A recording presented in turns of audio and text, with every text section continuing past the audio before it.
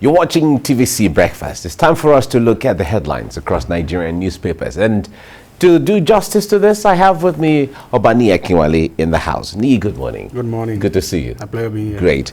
Now, let's begin with the Nation newspaper. The Nation newspaper says, 2023, our politics rowdy, but steer clear, Buhari tells envoys. Our politics rowdy, but steer clear, Buhari tells envoys. President solicits direct investment. All right, this is the Nation newspaper. Our politics may be rowdy, but leave us alone. Let's do our thing. You know, we'll correct our thing and clean it up at our own time, in our own terms. Okay, this Nigeria is next. Another sad day. Gunmen kill worshippers in Niger Mosque. Interrupt morning prayers, abduct 7. It's a really sad one. Gunmen kill worshippers in Niger Mosque. Really sad. From there, let's go to First News. Don't classify bandits as terrorists, Gumi urges Buhari. As gunmen kill 18, kidnap 7 in Niger Mosque, Christian youths warn of looming anarchy. Don't classify bandits as terrorists. Gumi is urging Buhari, President Buhari there. Even if they kill, even if they steal, even if they kidnap, please don't call them terrorists. That is what Gumi is saying. Gumi says Nigeria will end if Buhari brands bandits terrorists. That's the Sun, Daily Sun. Gumi is quoted as saying Nigeria will end if Buhari brands bandits as terrorists. Gunmen kill 18, abduct 7 in Niger Mosque. Ohaneze, Middle Belt Forum, CAN, Ninas, INC, Kegama, and others all are, lending a voice here. They're all hitting Islamic cleric for saying that. Okay, all right, let's have this by the side. Maybe we might talk about it if time permits us. Blueprint newspaper says Sheikh Gumi to Yoruba Igbo clerics, talk to IPOB Igboho as I talk to bandits. Gumi is saying, talk to IPOB, talk to Igboho, I will talk to the bandits. Okay.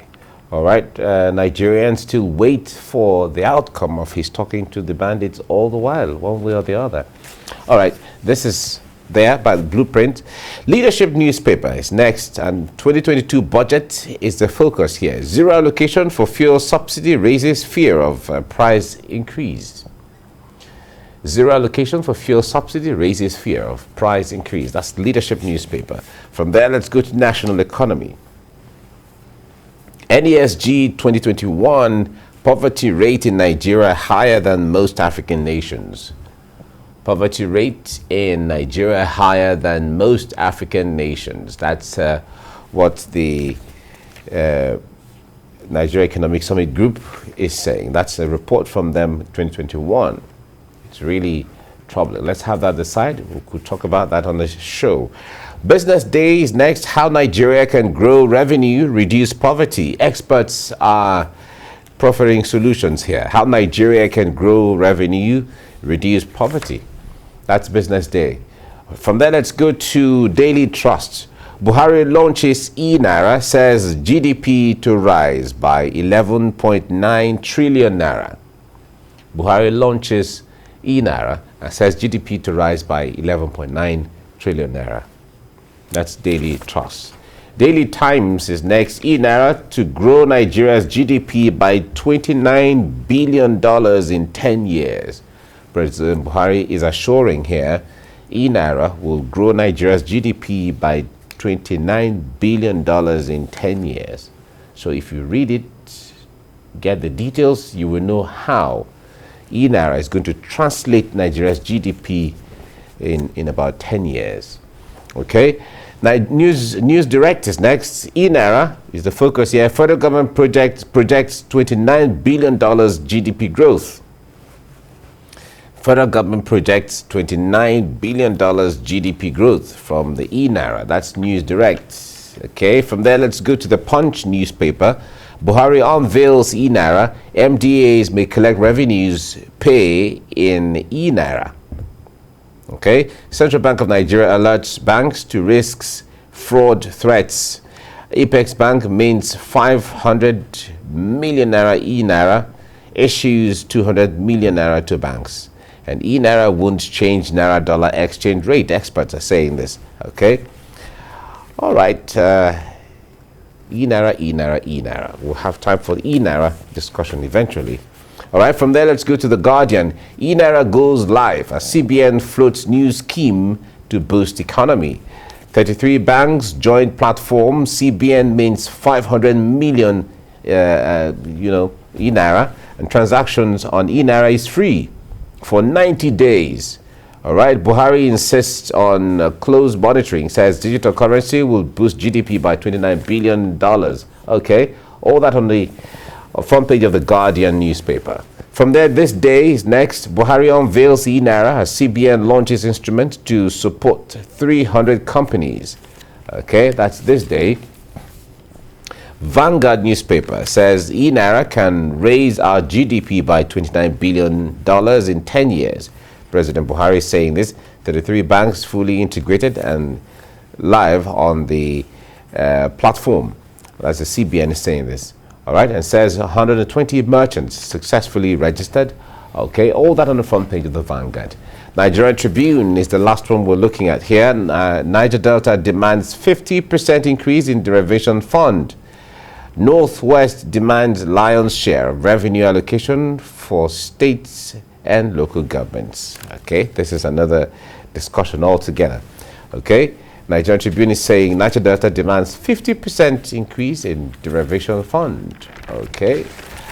What we have right now is 3%. But they're saying that isn't enough. Okay. That's that. Let's go to the... all right. Let's come to this issue here on the front page of the Daily Sun. Daily Sun, Blueprint newspaper, all have... very alarming, I must say, headlines that a lot of Nigerians will have strong opinions on. But let's look at it. Daily Sun, Sheikh Gumi, respected Islamic cleric, is saying Nigeria will end if Buhari brands bandits terrorists. Recall that Nigerians at different times have been saying, brand these people terrorists so that you can face them the way that you face Boko Haram or the way that you face any terrorist organization anywhere in the world. But here is a reply from Gumi, if this is anything to go by. What do you say? Yeah, I think I was on this platform a couple of months back that I mentioned that the greatest undoing of this country is us turning everything to national cake. And I made reference to when we started with the amnesty for Niger Delta. And the agitation for Niger Delta was seen for people to have a better life. The girls that lay the egg must also take part of it. And gradually, you remember the undoing of the Jonathan administration was to give pipeline monitoring contract to OPC in the southwest. Billions of naira were doled out to Regani Adams Group for that maintenance. And I was saying that with that agitation, we have the ECOMOG in Borno, which technically metamorphosized to what we see today as Boko Haram, which were military arms that the politicians were using during their campaign. And I think there was a point in time, former President Olusegun Obasanjo was asked to go and negotiate with Muhammadu Yusuf to see how they can quell the danger in Borno State. And what was the outcome of every deliberation after years was Presidential Initiative of Northeast. You have corporate society funding Northeast, or even General T.Y. Danjuma as the chairman of that committee. And at the end of the day, there was an act of national parliament that was passed to create Northeast Development Commission. And you have Ministry of Humanitarian Affairs and Natural Disaster also doing the same thing. So when IPOB started, I said this, and I said, if care is not taken, very soon we'll have people asking for amnesty for the IPOB. And if you have given IPOB to Niger Delta, if you have created Northeast Development Commission and Humanitarian Service, you don't have rights, or you are such in a corner in such a way not to be able to provide what the IPOBians or ESN are asking for. Now let's come back to Sheikh Gumi. I like the acronym IPOBians. Yes. Let's come back to Sheikh Gumi. Sometimes a lot of people have said, why has Gumi not been arrested, blah, blah, blah. If we're careful, Sheikh Gumi is very, very careful with the choice of his words. Sheikh Gumi has never declared anything against the state. But we all agree that the fact that either technically or not technically, Sheikh Gumi is encouraging the bandits. But ask ourselves, are government not reaching out for negotiation with the bandits? Have we called them out? Is the government telling us the truth that this number of people who are released also day, so time, are they not paying ransom? How are they paying those ransom? Are we not aware in this part of the world the roles played by organizations like International Red Cross Society in terms of when Chibok issue was raised? So it will be foolhardy for us to claim that we don't know that what this man is saying is what is already playing out. But nonetheless, let's put the issue of bandits in perspective. I was discussing with a friend over the weekend and he was saying Governor Rufai is asking for President Buhari to declare the bandits as terrorist organization. And I asked him, I said, is there any part of this country at the moment that is not infested with the bandits? He said, maybe the borders of Yewa, Kwara, and whatever. And I said, do you recall that we have an agreement with US and international law that allow us to deploy trooper to Kano only to terrorist areas? Are we all ready for them to declare to use to Kano at Yewa border? Are we ready for them to use to Kano in Ondo and in Ikiti? And when this man is saying Nigeria will end, once you declare them terrorists, it gives the Air Force the full power to carry air raid on any bandit-infested area. So tell me at the moment, as much as we hate to listen to Gumi, which area of this country is not currently infested by these animals?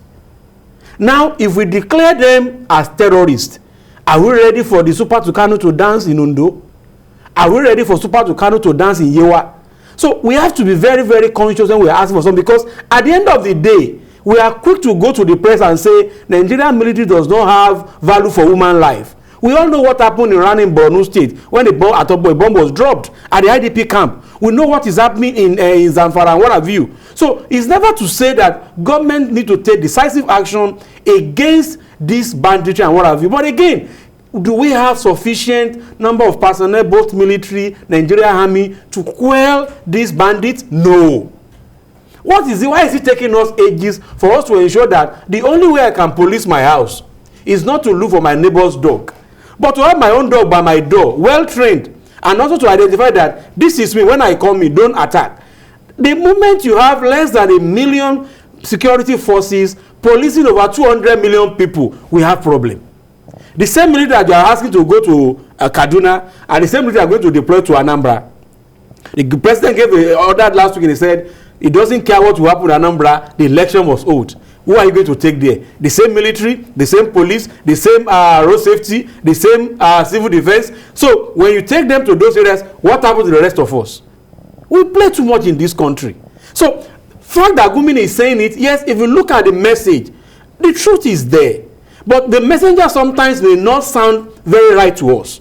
But the question is, how did we, in Ife Yegbule's voice said, how did we get here? How did we generate to the point whereby every nook, every corner of this country is now infested with bandits? You call them headmen. We started from declared headmen as terrorists, right?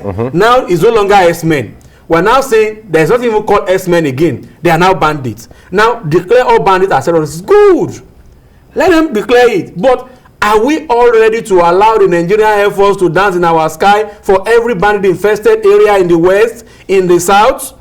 So these are questions we need to ask ourselves. So we need to go to drawing board when we are making this question. But it's never to say that government should desist from pampering these people that want to turn our state to a pariah nation. Enough is enough. If we want to go full blaze, let us go full blaze on these people once and for all. The point there is, in all of, at least for someone like, for a respected cleric like Sheikh Gumi, who understands the terrain and the system, and in fact what is going on, he has met with bandits at different times. Of course. He knows what the challenges are, what the issues are. He has met with the government on the other hand. He knows the workings and the plans of government, although maybe not security, but he has met all sides. Of course. Yet we still have this issue that bandits, unknown gunmen, operating either as bandits or operating as whatever guys they are operating, but the system or the place where they operate, the terrain where they operate, is still not safe. What is the outcome of all of that back and forth where there seem to be an engagement? What's the outcome of all of that all the while? God bless Lagbaja. Lagbaja said in one of his, he said to destroy it's very easy, but to create is trouble. When we started creating different military arms, Bakassi Boys, ESN, OPC, this, that, we are all celebrating that we have militias that go us. You go to rallies in the north, you see boys in red and dagger and dancing around politicians. Politicians go out there, everybody is singing. When we are destroying our system ourselves, we don't know. Sheikh Gumi has come out almost a year ago saying that declare amnesty for bandits. And you and I will leave our whole 5 a.m. in the morning to get to work. We'll wait for our employers to pay us on the 31st, which we know it is fixed amount. Possibly there will be a raise. The bandits know that if they pick somebody today, the amount is not fixed. It's like a stock exchange. The price, so when you have more buyer, the price of the stock goes up. So it depends on the people that were kidnapped that determines the price. Now you have created an environment where people that don't do anything have access to millions. Government is reaching out to them. You remember Governor Sabara came out to say, we will call you, you will come back and meet us. And those guys will say, after coming back, you want us to be driving Okada? That is not possible. A millionaire cannot be driving Okada. You will see them coming to governor's house, they will sit down and everything, welcome them. We have shown this clearly that the only way to make more money in this country is one, as politician, true crime. And the moment we begin to clean our society and begin to ensure that what is right is what is being paid for, we will reduce this criminality. And our judicial system is too slow. What is the case of Evans, the man that kidnapped in Lagos? The guy that killed military officer in Taraba, what is his case today? So you ask yourself, the cells are getting filled every day, the prisons are getting filled every day, the governors are not willing to sign death warrants when criminals are being sentenced to death. So why do we have it in the constitution? Then expunge it. So until we have a system that is sane, that works, and until we have rulers that are very sincere, leaders that are very trustworthy, leaders that are very true to their word, and those that are not the one creating this problem, will continue to find ourselves in more and more. It's bandits in the northeast and the northwest today. You don't know what will happen in the southwest and the south tomorrow. We started from the Niger Delta agitation, blowing off of pipelines and what have you. You wouldn't know what will happen in the southwest tomorrow. A lot of projects is happening along the coast in the southwest. Refinery, this and that. Very soon, Shebi will have Omonile here, right? The Omonile on the water side will tell you that their father owns the Lekki Sea. And it's where their father goes. I'm just telling you, until we begin to have a justiciable society. And again, an angry man is an angry man.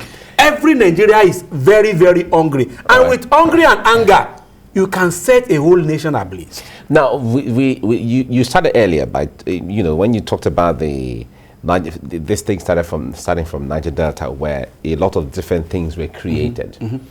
Do you see this from where we're going? This is what may eventually turn out, where maybe there will be the Northwest Development Commission. We have it already. They already passed the second reading. North Central Development Commission already passed the second reading. Southwest Commission already discussed. And what will now happen is a case of what we have in NDDC, whereby the only thing is to do plastic chair for primary school, forget their road. And you have a lot of Pamdoy, a lot of Dunefe becoming DG, Mr. Buhari signing one board today, another board tomorrow, people making money. You have a kind of pine situation whereby people use millions to cut grass and people at the IDP camp are not eating. Or you find a situation whereby IDP camp during the day has about 1 million people, at night you only see 10,000. Because what happened in this country is that the only place where you make money is government institution. And the only time government does not want anything to work, they form committee and commission. That's the only thing. Do they form committee and commission when they have coronavirus? Do they form committee and commission when one of their son or one of their daughter had accident? Why do they swing to action? Why do they forget all protocol? So why is it that when a poor man needs to do what is right, what is the need for Southwest Development Commission when you have state already working? We are asking for restructuring, you said no. But yet you are creating every region to have its own development commission. What are we saying? And so you are creating a replica of state government in each division. You create another bureaucracy. We are saying that we are spending too much on bureaucracy. Or also the report said, let us streamline some of our agencies to ensure that we do this. What are we doing again? Southwest Development Commission will have office in Lagos, in Osun, in Oyo, in Ogun, in Ondo. They will employ staff. Exactly. So what we have is that we have insincerity. What is the problem? The poor man on the street cannot buy gas. The man cannot buy gari, cannot send his kids to school. It's not secure. The policeman cannot buy his uniform, cannot have money to gun. Even we saw the prison. We saw the prison what? You mentioned in one of your books, said some of the prisoners were 71 to 100 years. Yes. And you want those, what do we call that place? We call it correctional center. Correctional center. And that place is not even correcting people. It's getting them more depressed. The environment is next to none.